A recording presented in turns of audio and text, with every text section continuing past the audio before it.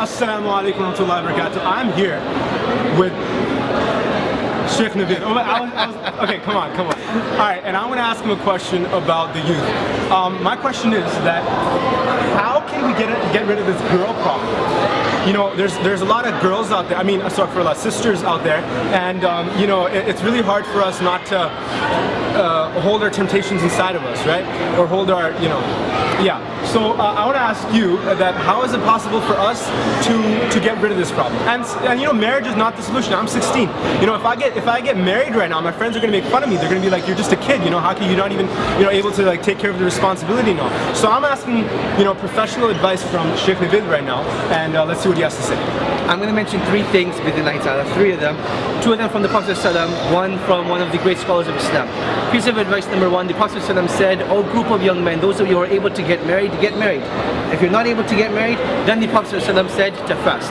Now the beautiful thing about fasting is when food's not going into your stomach, you're not getting any energy, and that means your libido is going down, your sex drive is going down, and that's one of the best ways of controlling your glances and controlling your desires within Allah Ta'ala. Yeah. Solution number two, making dua to Allah subhanahu wa ta'ala, that, "Oh Allah, purify my gaze and protect me from falling into these sins." The Prophet ﷺ used to make dua, "Oh Allah, I seek refuge in you from eyes that don't shed tears out of your fear."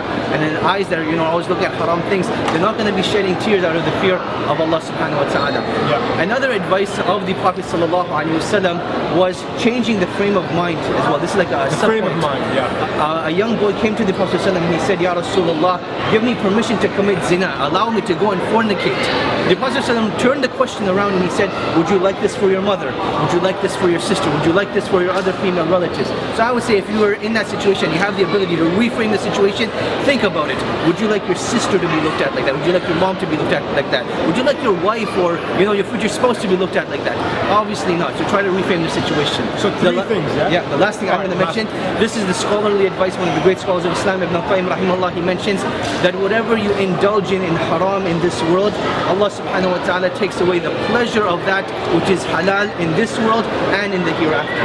So meaning people who commit zina, people who look at haram things, when it comes to doing the halal, what is permissible for them, Allah subhanahu wa ta'ala takes the pleasure away from it in this world and in the hereafter. So that's something you obviously don't want. So we got three things. We got fasting, because then, you know, your hormones don't build up. Yeah. Number two is the dua, right? Exactly. To pray to God, right? And not to pray to Allah subhanahu wa ta'ala. And I think, you know, that's a very powerful tool. Yeah. Number three is?